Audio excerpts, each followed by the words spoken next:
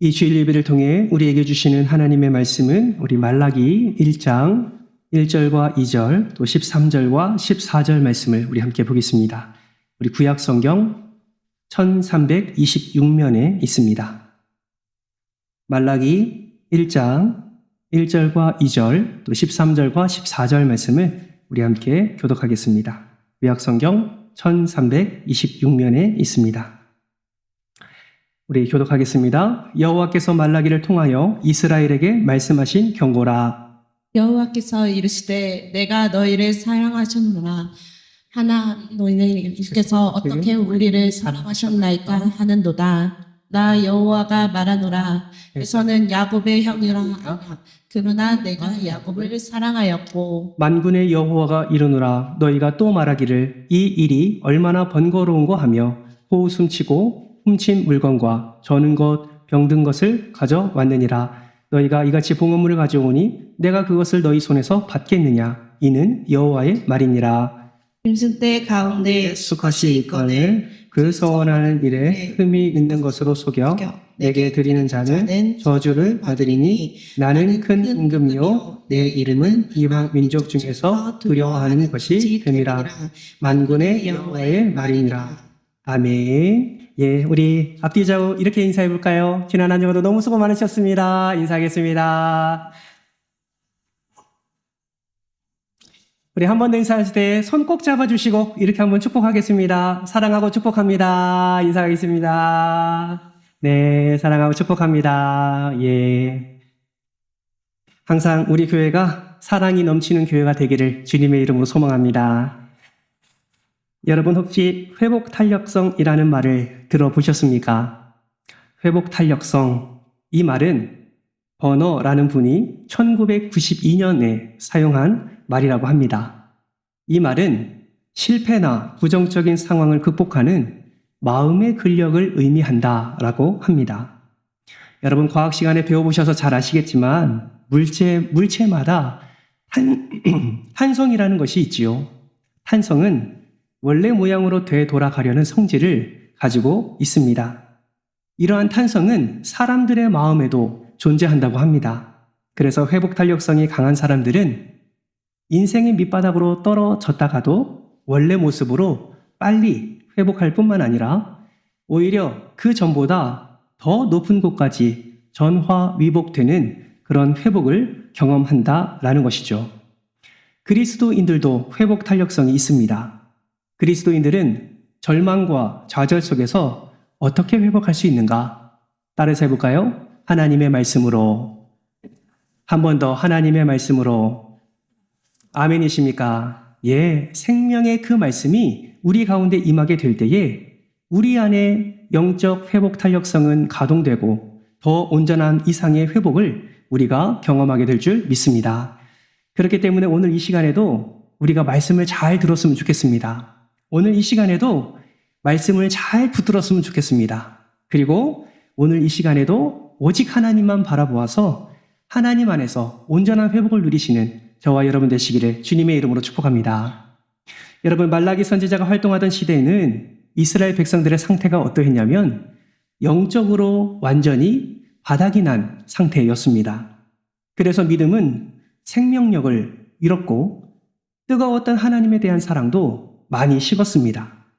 특히 그들과 하나님과의 영적 교제가 완전히 메말라 있는 상태여서 화석화된 신앙, 그러한 신앙을 소유했던 이스라엘 백성들에게 오늘 말라기 선지자가 하나님의 말씀을 선포하고 있는 것입니다. 그렇다면 여러분, 왜 그들은 신앙이 변질되고 그리고 영적으로 무너지게 되었을까요? 그 이유는 하나님의 말씀이 끊어졌기 때문입니다. 하나님의 말씀을 자꾸 들어야 하나님의 백성이 영적으로 살아나게 되고 또 잠시 좌절과 절망에 빠져 있다 할지라도 하나님의 말씀을 들을 때 회복이 되는데 말씀 자체가 끊어지게 되니까 아예 말씀이 들리지 않으니까 그들의 믿음이, 그들의 신앙이 변질되고 영적으로도 회복될 수 없는 것입니다. 그렇다면 여러분, 어쩌다가 이스라엘 백성들은 하나님의 말씀이 끊어지는 지경까지 이르게 되었을까요? 여러분, 처음 이들의 영성은 처음부터 무너지지 않았습니다. 하나님의 은혜로 바벨론 포로 생활을 마치고 돌아왔을 때 이들은 하나님에 대한 열망으로 얼마나 가득했는지 모릅니다.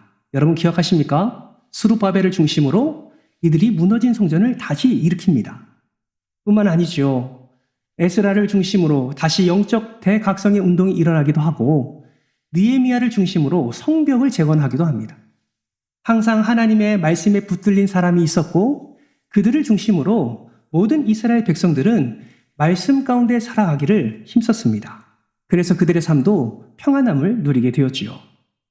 그런데 시간이 지나면 지날수록 이들의 삶이 어떻게 되었습니까? 그들의 마음이 처음 사랑이 점점 식어져 가는 것을 그들이 경험하게 되었습니다. 시간이 지나면 지날수록 하나님을 향한 사랑이 점점 냉랭해지게 되었다라는 것이죠. 이런 상황을 잘 알고 있는 말라기 선지자가 이스라엘 백성들의 영성 회복을 위해서 하나님의 말씀을 들고 지금 그들 앞에 선 것입니다.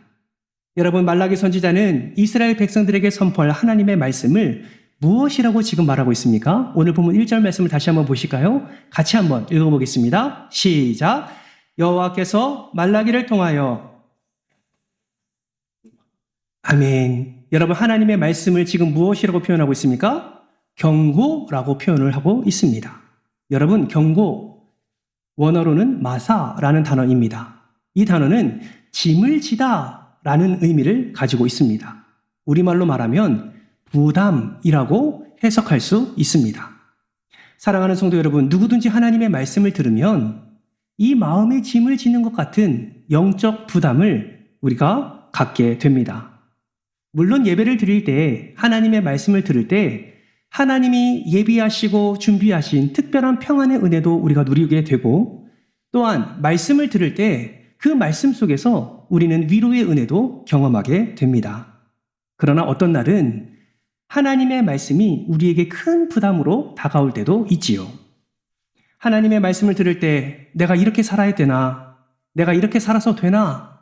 내가 하나님을 위해서 무엇을 해야 하나? 이런 질문이 우리 안에서 일어나게 되는 것을 경험하게 됩니다. 여러분, 이러한 생각이 바로 거룩한 부담이지요. 말씀은 살아 꿈틀거리기 때문에 우리에게 반드시 이런 영적 부담을 안겨다 줍니다. 그래서 예배드릴 때 어떤 분들은 말씀을 들을 때마다 마음이 불편함을 느낄 때가 있습니다. 어떤 분들은 이렇게 말씀하기도 하세요. 목사님, 지난주 말씀 저 들으라고 하신 말씀이지요? 예, 저는 그 이야기를 들을 때마다 참 하나님께 감사합니다. 왜냐하면 그 성도를 사랑하시기 때문에 그 성도의 마음 가운데 거룩한 부담을 주셨기 때문이죠. 여러분, 이것이 없으면 어떻게 됩니까? 거룩한 부담이 없는 예배? 여러분, 사탕발림 같은 설교? 영적 편의주의에 빠진 그런 예배를 드리면 우리에게는 아무런 유익을 누릴 수가 없습니다. 여러분, 그것은요, 진짜 예배가 아니에요. 우리가 연약한 것을 우리가 압니다. 우리가 부족한 것을 우리가 알아요. 절대 기준이신 하나님의 말씀을 들을 때 부족한 자가 당연히 부담을 느끼는 것은 당연하다라는 것입니다. 그런데 영적 편의주의에 빠진 자들은, 영적으로 바닥을 경험하는 자들은 이러한 은혜를 너무나도 고통으로 받게 된다라는 것이죠. 여러분, 영적 편의주의가 무엇입니까? 하나님이 맡겨주신 사명에는 전혀 마음을 쓰지 않습니다. 육신이 편한 대로 신앙생활을 하려 합니다. 더 애쓰려고 하지도 않고 더 헌신하려고 하지도 않습니다. 이것이 바로 영적 편의주의자들의 편의주의에 붙들린 신앙생활을 하고 있다라는 증거지요. 예배만 봐도 영적 편의주의에 빠져 있는지 아닌지를 우리는 점검할 수 있습니다. 여러분, 코로나 전후로 예배의 패러다임이 바뀐 거 아십니까? 우리는 모이기에 힘쓰고 또 이렇게 모여서 하나님께 예배하지만 어떤 이들은 그 시기를 지나면서 하나님께 예배 드림이 자신의 익숙함과 편리함이 더 중요시되어 모이기를 힘쓰지 아니하고 영상으로 예배 드리는 이들이 너무나 많습니다. 다른 말로 이렇게 표현할 수 있지요. 예배에 목숨을 걸지 않습니다. 예배를 너무 쉽게 생각하는 것이지요. 예배를 소홀히 여기는 것입니다. 더 이상 예배가 내 인생의 우선순위에 들을지도 않는다라는 것이죠. 그저 내 편한 대로, 내 소견에 옳은 대로, 내 감정대로 믿으려 하는 것입니다.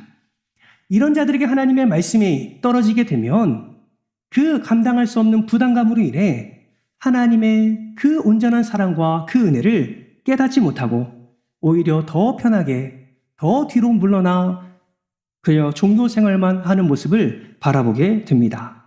사랑하는 성도 여러분, 오늘 말라기 선지자가 오늘 말씀을 통해서 우리에게 무엇을 도전하고 있습니까?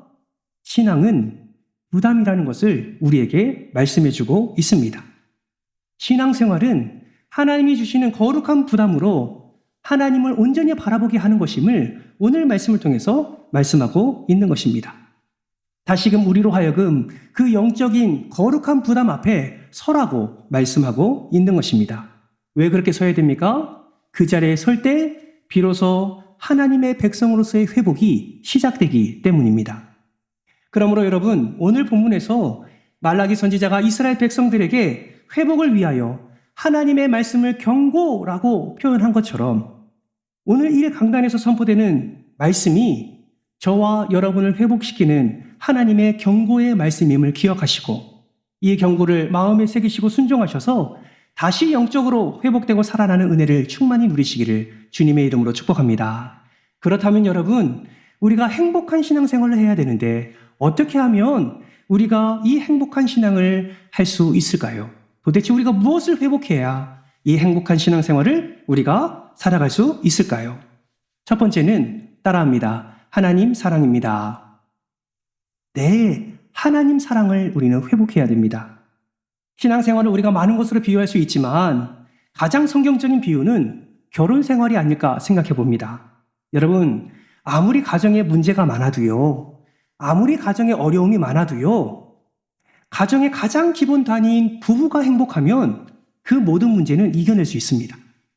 부부가 서로 신뢰하고 서로 믿고 서로가 하나 되고 서로가 사랑하고 서로의 관계에 아무런 문제가 없으면 그 가정에 다가오는 문제와 아픔은 능히 거뜬히 이겨낼 수가 있습니다. 그런데 여러분, 부부간의 사랑이 흔들리면 아무리 돈이 많아도요, 아무리 좋은 조건을 갖고 있다 할지라도 부부간의 관계가 틀어지게 되면 그 가정에 문제가 생기게 되는 것이죠. 여러분, 신앙생활도 마찬가지입니다.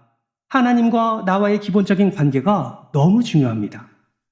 그래서 하나님이 오늘 2절 말씀에 우리에게 이렇게 말씀하시죠. 우리 화면을 보면서 2절 상반절 말씀 같이 한번 읽어볼까요? 시작!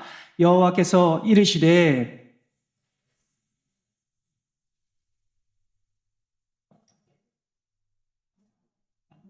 아멘. 여러분, 지금 이 말씀은 한마디로 우리에게 무엇을 묻고 있습니까? 너는 하나님과의 사랑에 대해 문제가 없느냐라고 묻고 있는 것입니다. 사랑하는 성도 여러분, 어떠십니까? 여러분은 여러분과 하나님과의 사랑에 문제가 없다고 생각하십니까? 아니면 있다고 생각하십니까? 여러분, 사실 신앙의 모든 것이 바로 여기서부터 출발합니다. 우리가 헌신하는 것, 우리가 이렇게 모여서 예배하는 것, 우리가 보이지 않는 것에 있어서 봉사하는 것, 그리고 기도하는 것, 모두 다 하나님을 사랑하기 때문에 하는 것이지요. 우리가 하나님을 얼마나 뜨겁게 사랑하느냐가 이 모든 것의 강도와 빈도를 결정하는 것입니다. 그래서 말라기 선지자는 식을 대로 식어 있는 그 이스라엘 백성들을 향해서 첫 번째로 요구한 것이 무엇이냐? 너희들 봉사 많이 해야 돼. 너희들 헌신해야 돼. 너희들 헌금 많이 해야 돼. 너희 예배 잘 드려. 이런 것이 아니라 그들에게 가장 먼저 말한 것이 너희는 하나님을 사랑하느냐? 라고 질문하고 있는 것입니다. 너희가 지금 하나님을 사랑하고 있느냐? 라는 질문을 통해서 그들의 무너져 있는 영적 상태를 깨닫게 하는 것이죠. 여러분, 혹시 이 말씀을 기억하십니까? 요한계시록 2장 4절 말씀인데요. 이렇게 말씀합니다. 그러나 너를 책망할 것이 있나니 너의 처음 사랑을 버렸느니라. 여러분, 혹시 처음 사랑을 버린 교회, 어떤 교회인지 기억나십니까? 질문입니다.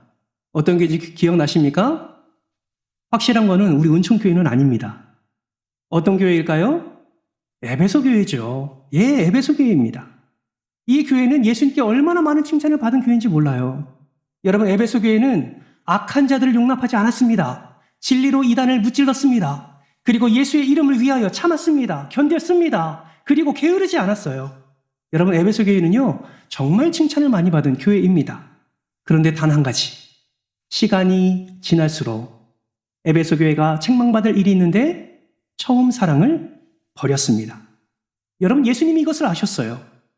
그래서 무엇을 말씀하십니까? 그 교회를 향해서 예수님이 마음을 다하여 이렇게 말씀하십니다. 5절 말씀 우리 같이 한번 읽겠습니다. 시작. 그러므로 어디서 떨어졌는지를 생각하고 회개하여 처음 행위를 가지라. 만일 그리하지 아니하고 회개하지 아니하면 내가 내게 가서 내 촛대를 그 자리에서 옮기리라. 여러분, 저는 이 책망이 단순히 에베소 교회를 향한 하나님의 무서운 저주가 아니라 그 교회를 사랑하기에 하나님이 말씀하시는 사랑의 충고라고 생각합니다. 그만큼 에베소 교회를 사랑하셨기 때문에 엄중하게 다시금 처음 사랑 회복하라고 그렇게 하나님이 말씀하신 것이지요. 사랑하는 성도 여러분, 신앙의 핵심이 무엇입니까?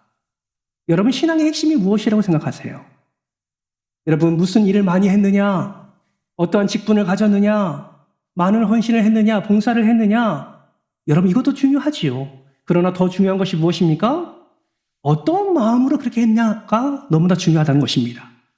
정말 신앙의 핵심은 무엇이냐면 하나님을 얼마나 사랑하는가에 달려있다라는 것을 우리는 반드시 기억해야 됩니다. 그러므로 우리는 조심해야 됩니다. 신앙생활의 연수가 점점 쌓이다 보면 우리도 에베소 교회처럼 처음 사랑을 버릴 때가 있을 겁니다.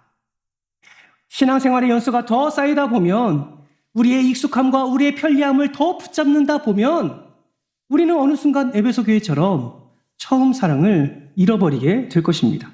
여러분, 처음 사랑을 잃어버리면 어떠한 일이 일어나는 줄 아십니까? 하나님 사랑을 부인해요. 인정하지 않습니다. 왜요? 처음 사랑을 잃어버렸으니 하나님이 부어주시는 그 사랑도 온전하게 깨닫지 못하는 거예요. 지금 이스라엘 백성들이 그러한 상태입니다. 2절 상반절 말씀을 보실까요? 여호와께서 이르시되 내가 너희를 사랑하였노라. 무슨 말입니까? 이 말 안에는 내가 먼저 너희를 사랑했다라는 말과 내가 지금도 너희를 사랑한다 라는 의미가 포함되어 있습니다. 그런데 이스라엘 백성들의 반응은 어떻습니까? 2절 중반부를 한번 보실까요? 이렇게 말합니다. 너희는 이르기를 주께서 어떻게 우리를 사랑하셨나이까 하는도다. 새 번역 성경으로 보면 이렇게 말합니다. 같이 한번 읽어볼까요? 시작. 주님께서 우리를 사랑하신다는 증거가 어디에 있습니까? 여러분, 무슨 말입니까? 하나님이 우리한테 해준 것이 무엇입니까? 내가 이 지경까지 되도록 하나님이 나한테 해준 것이 무엇입니까? 왜 나한테 이렇습니까? 오히려 하나님께 대들고 하나님께 반문하는 그런 모습을 지금 이스라엘 백성들이 보이고 있다라는 것입니다. 사랑하는 성도 여러분, 하나님을 믿는 성도가 하나님을 향한 사랑이 식어지고 나면 온통 그들의 입술에 무엇만 남는 줄 아십니까?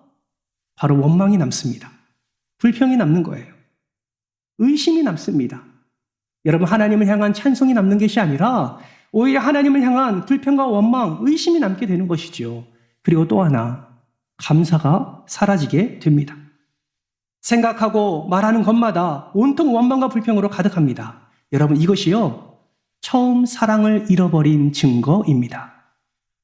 사랑하는 성도 여러분, 요즘 하나님을 향한 여러분의 마음은 어떠신가요? 이렇게 주일날 예배 드리러 나와서 예배 드릴 때에 이 예배에 대한 여러분의 마음은 어떠십니까? 주님의 핏값으로 사신 이 몸된 교회를 볼 때 여러분은 어떤 마음으로 이 교회를 바라보고 계십니까? 주님께서 허락해 주신 배우자, 사랑하는 자녀, 가정을 바라볼 때 여러분은 어떤 마음으로 그들을 바라보고 계신가요? 혹시 보는 것마다 마음에 들지 않고 짜증이 나고 원망이 나고 불평이 생기고 화가 나십니까? 목사를 볼 때 마음에 불편한 마음이 있고 성도를 바라볼 때 여전히 풀리지 않는 문제로 인하여서 그들을 향하여 원망의 마음을 쏟고 계십니까? 여러분, 그러한 마음은 하나님이 기뻐하는 마음이 아닙니다. 여러분, 그것은 처음 사랑을 잃은 자의 모습입니다. 여러분, 혹여나 저와 여러분의 마음 가운데 조금이라도 그러한 마음이 있다면 여러분 다시 한번 주님의 사랑을 회복하시기를 주님의 이름으로 축복합니다. 우리는 분별할 수 없어요. 하나님의 사랑을 잃어버린 사람, 겉으로 보기에는요, 신앙생활 잘 하는 것처럼 보입니다. 얼마나 봉사를 열심히 합니까? 우리가 보기엔 경건의 모양도 있습니다. 그런데 그거 아십니까? 결국 그들의 삶은 결국 하나님이 기뻐하지 않은 모습대로 나아가게 될 뿐입니다. 오늘 이 말씀을 우리가 좀 무겁게 받았으면 좋겠습니다. 그리고 오늘 이 말씀이 정말 나의 영적인 상태가 어떤지를 점검하는 정말 하나님께서 허락해 주신 은혜를 누리는 그런 귀한 말씀으로 받으시기를 축복합니다. 여러분 정말 하나님을 사랑하고 계십니까? 정말 하나님을 향한 그 열정, 그 사랑이 지금도 유지되고 있으십니까? 다시 한번 우리의 영적 상태를 돌아보는 은혜의 시간이 되기를 주님의 이름으로 축복합니다. 존 벤턴 목사님은 이런 말을 했습니다. 우리 같이 한번 읽어볼까요? 시작! 그리스도인들이 겪는 영적 문제들의 대부분은 하나님께서 그들을 사랑하신다는 사실을 확실히 모르기 때문에 오는 것이다. 아멘.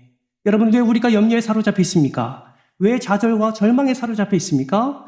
왜 우리가 온통 우리 입술에 원망과 불평을 쏟아내고 있습니까? 그것은요, 지금도 나를 사랑하는 하나님의 온전한 사랑을 우리가 알지 못하기 때문에 그렇습니다. 문제를 만났습니까? 그 문제 속에서도 나를 사랑하신 하나님을 분명히 깨닫게 되면 그 전능하신 하나님을 우리는 붙잡을 수 있습니다. 의지할 수 있습니다. 문제보다 크신 하나님을 바라볼 수 있습니다. 그 하나님 안에 거하며 하나님이 베푸시는 은혜를 누릴 수 있습니다. 그런데 처음 사랑을 잃어버리게 되면 문제가 하나님보다 더 크게 보입니다. 하나님도 어찌할 수 없는 것처럼 느껴지게 됩니다. 하나님의 사랑이 느껴지지 않습니다. 하나님의 사랑이 점점 메말라 갑니다. 그래서 우리는 그 문제로 인하여서 목이 조여오고 숨을 쉬지 못하고 그렇게 염려와 그렇게 걱정과 좌절로 절망으로 살아가게 되는 것이죠. 사랑하는 성도 여러분, 우리는 그러한 자가 되지 않기를 원합니다. 여러분은 정말 사랑이 온전히 회복되어서 예수 그리스도의 온전한 사랑으로 살아가는 여러분 되시기를 주님의 이름으로 축복합니다. 일전에 교회사를 한번 읽었을 때 그 교회사 책에 이런 글이 적혀 있었습니다. 기독교 역사를 살펴보면 뜨거운 신앙의 열정이 40년 이상 이어진 곳이 별로 없답니다. 처음에는 뜨거웠는데 40년 정도 시간이 지나면 거의 대부분 차갑게 식어지고 신앙적으로 타락하고 냉랭해지는 현상들이 나타났다는 것이죠. 그래서 어떤 누군가는 이런 말을 했습니다. 따라해볼까요? 진짜 영적인 능력은 일관되게 하나님을 사랑하는 것입니다. 네, 일관되게 하나님을 사랑하는 것. 여러분, 진짜 영적인 능력이 무엇입니까? 병 고치는 것입니까? 방언하는 것입니까? 예언하는 것입니까? 그게 아니라는 거예요. 진짜 영적인 능력은 처음 사랑이 일관되게 유지되는 것. 이것이 진짜 영적 능력이라는 것입니다.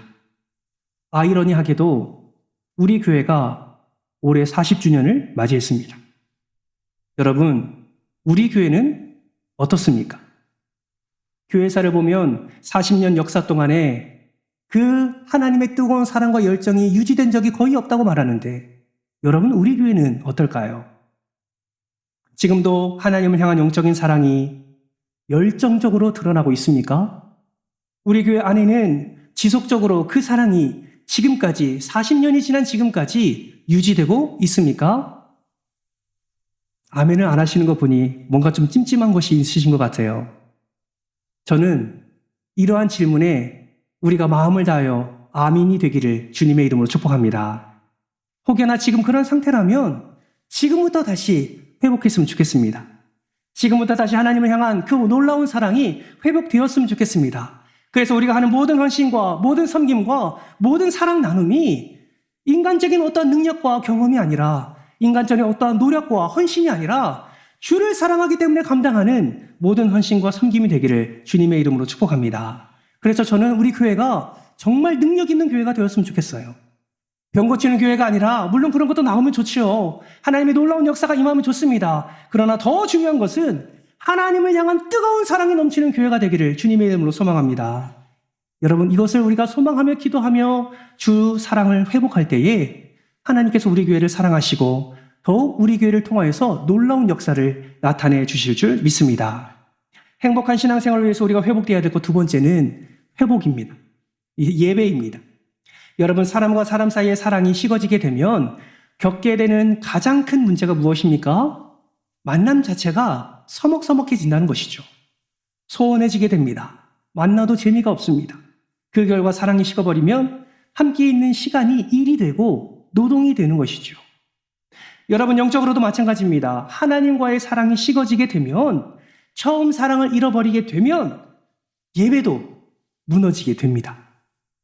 하나님의 사랑이 잃어버리게 되면 예배가 노동이 되고 예배가 짐이 됩니다. 지루해지게 돼요.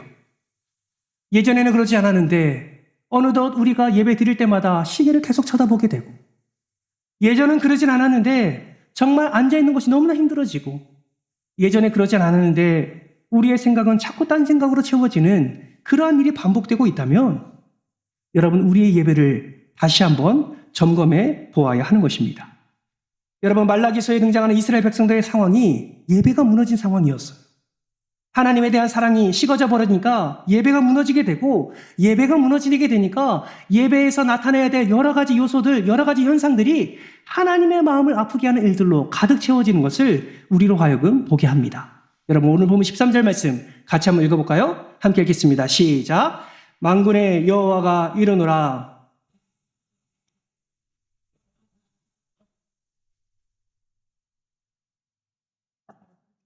병든 것을 가져왔느니라. 너희가 이같이 봉헌물을 가져오니 너희 손에서 받겠느냐? 이는 여호와의 말이니라. 아멘. 여러분, 13절 말씀을 보면 이스라엘 백성들이 예배에 대해서 가장 먼저 무엇을 말하고 있습니까?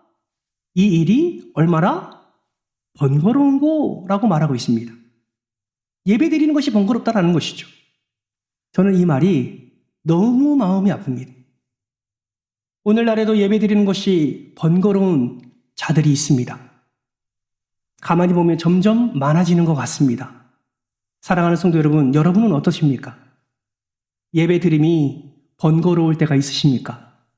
예배 드림이 지겨울 때가 있으십니까?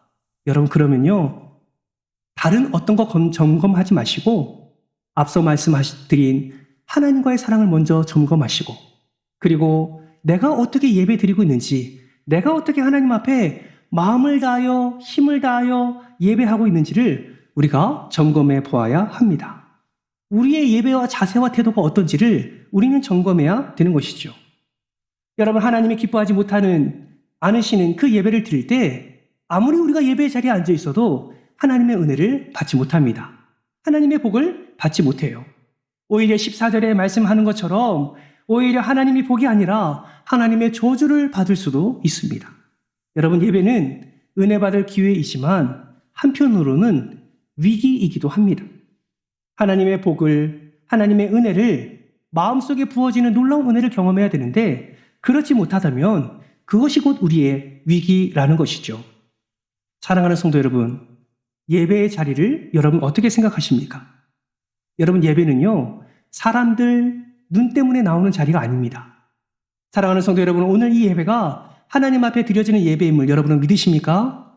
오늘 이 시간 하나님이 받으시는 예배임을 믿으십니까? 오늘 우리가 하나님 앞에서 예배하고 있음을 믿으십니까? 여러분, 절대로 잊지 마십시오. 두세 사람이 모이는 예배를 할지라도 그 자리에 예수님이 함께 하십니다. 우리 주님이 함께 하세요. 여러분, 지금 우리가 모인 이 자리에 하나님이 함께 하신다면 우리의 자세와 태도는 어떠해야 할까요? 하나님이 함께 하신다면 앞서 우리가 말씀 읽은 13절 말씀처럼 그러한 번거롭게 생각하는 그러한 마음을 가지고 이러한 예배의 자리에 나올 수 있겠습니까? 사랑하는 성도 여러분, 잊지 마십시오. 하나님이 지금도 우리의 예배를 받으실 줄 믿습니다. 정말 바라고 소망하기는 우리의 모든 예배가 번거로운 예배가 되지 않기를 소망합니다. 오히려 하나님이 함께 하시는 예배, 하나님의 은혜를 기대하는 그런 예배가 되기를 주님의 이름으로 축복합니다. 누가 설교하든 어떤 형식의 예배를 드리든 우리가 번거로운 예배로 하나님 앞에 나아가서는 안 됩니다. 하나님이 그런 예배를 받지 않으십니다. 사랑하는 성도 여러분, 우리가 마음을 다하여 드리는 이 예배가 하나님께 기쁨이 될 때에 우리가 감사함으로 드려지는 모든 기도의 제목들이 하나님의 놀라운 은혜로 응답되어질 줄 믿습니다. 또 이어서 뭐라고 말합니까? 호흡숨치고 라고 말합니다. 이거는 멸시하는 거예요. 예배를 멸시함과 동시에 하나님을 멸시하는 것입니다. 어떻게 하나님 앞에 드려지는 제사, 어떻게 하나님 앞에 드려지는 예배가 호웃음치는 예배가 될 수 있겠습니까? 제사 자체를 싫어하는 것이고 직분 자체를 싫어하는 것이고 그저 마지못해 의무감으로 드려지는 예배, 여러분 이런 것은 하나님의 이름을 멸시한 것임을 반드시 기억하시기 바랍니다. 이어서 무엇을 말합니까? 훔친 물건, 저는 것, 병든 것을 하나님 앞에 가져와서 예배드린다고 성경은 말씀하고 있습니다. 무엇을 의미합니까? 형식적으로 제물을 드렸다라는 것이죠. 여러분, 제물에는 우리의 마음이 담겨져 있습니다. 그렇지 않습니까? 제물에는 우리의 마음이 담겨져 있어요. 그렇기 때문에 사랑하는 이에게는 제물 쓰는 것에 아깝지 않습니다. 사랑하지 않는 자에게는 제물 쓰는 것을 아까워하지요. 많은 사람들이 그러합니다. 왜요? 마음이 담겨 있기 때문에 그렇습니다. 하나님께 드리는 것도 마찬가지입니다. 하나님께 드리는 것은 하나님을 향한 우리의 마음이 담겨져 있는 거예요. 그런데 이스라엘 백성들이 지금 무엇을 드렸습니까? 훔친 것을 드립니다. 무엇을 드립니까? 저는 것, 병든 것을 드렸다라고 성경은 말씀하고 있는 거예요. 사랑하는 성도 여러분, 하나님을 멸시하는 예배, 헌금도 준비됨 없이 그저 대충대충 그저 손에 잡히는 대로 아무런 준비됨 없이 드려지는 이 형식적인 제물 드림과 예배는 하나님이 받지 않으십니다. 형식적인 예배가 아니라 마음과 정성과 뜻을 다한 준비된 예배로 나아가시기를 주님의 이름으로 축복합니다. 개혁주의 신학자 존 칼빈은 이렇게 말했습니다. 기도에 성공해야 인생이 성공하고 예배에 성공해야 인생이 다시 세워진다. 다 같이 한번 읽어볼까요? 시작. 기도에 성공해야 인생이 성공하고 예배에 성공해야 인생이 다시 세워진다. 사랑하는 성도 여러분, 예배가 인생의 깊이와 수준을 결정한다는 사실을 반드시 기억하시기 바랍니다. 그러므로 우리가 왜 예배 회복에 힘을 써야 됩니까? 예배가 회복돼야 우리의 인생이 회복되기 때문입니다. 그러므로 여러분, 오늘 이 시간 저는 여러분에게 부탁의 말씀을 드립니다. 오늘 말씀도 그냥 듣고 그냥 끝내지 마시고 여러분 오늘 말씀을 붙잡고 이전에 나의 예배의 자세가 어떠했는지 지금의 나의 예배의 자세가 어떠한지를 꼭 한번 점검해 보시기 바랍니다. 이전에 나의 예배 시간은 어떠했는지 지금의 나의 예배 시간은 어느 정도 확보되고 있는지 여러분 점검해 보십시오. 이전의 예배에 대한 마음은 어떠했는지 지금 예배에 대한 마음이 어떠한지를 꼭 점검해 보십시오. 이전의 예배의 장소, 예배의 자리가 지금 회복되고 있는지 여러분 점검해 보시기 바랍니다. 이것을 점검하고 우리가 바꿔야 될 자세와 태도가 있다면 하나님 앞에 기도함으로 다시금 하나님께 간절히 기도함으로 우리가 자세와 태도를 바꿀 때 예배를 통해서 부어주시는 하나님의 놀라운 은혜, 행복한 신앙생활을 우리가 감당할 수 있게 되는 것입니다. 성경 시편 29편 2절 말씀은 우리에게 이렇게 말씀합니다. 우리 같이 한번 읽어볼까요? 시작. 여호와께 그의 이름에 합당한 영광을 돌리며 거룩한 옷을 입고 여호와께 예배할지어다. 아멘. 우리의 예배의 목적을 분명하게 말씀합니다. 우리가 예배드리는 이유가 무엇입니까? 그의 이름에 합당한 영광을 올려드리기 위함이지요. 거룩한 옷을 입고 여호와께 예배할지어다 라고 성경은 말씀합니다. 거룩한 옷을 입고 하나님이 기뻐하시는 준비된 모습으로 여호와를 경배하라고 성경은 말씀하고 있는 것입니다. 요한복음 4장 24절 말씀도 같이 한번 읽겠습니다. 시작. 하나님은 영이시니 예배하는 자가 영과 진리로 예배할지니라. 아멘. 이 두 구절의 말씀은 우리의 예배와 목적과 방법을 말씀해 주고 있습니다. 바라고 소망하기는 이 말씀을 꼭 마음에 새기시고 날마다 이 말씀대로 예배 드릴 수 있는 저와 여러분 되시기를 주님의 이름으로 축복합니다. 예배가 회복되어 성령 충만의 은혜를 누려 거룩한 산제물로 주님 앞에 진정한 예배자로 나아가시기를 주님의 이름으로 축복합니다. 최고의 예배자로 최고의 예배를 하나님께 올려드려서 우리 교회를 통해서 역사하시는 하나님의 은혜를 충만히 맛보시기를 주님의 이름으로 축복합니다. 말씀을 맺겠습니다. 여러분은 어떠한 삶을 살고 계십니까? 여러분은 어떠한 신앙생활을 하고 계십니까? 하나님을 사랑하기를 얼마나 애쓰고 계십니까? 예배를 잘 드리기 위해 여러분 얼마나 준비하고 계십니까?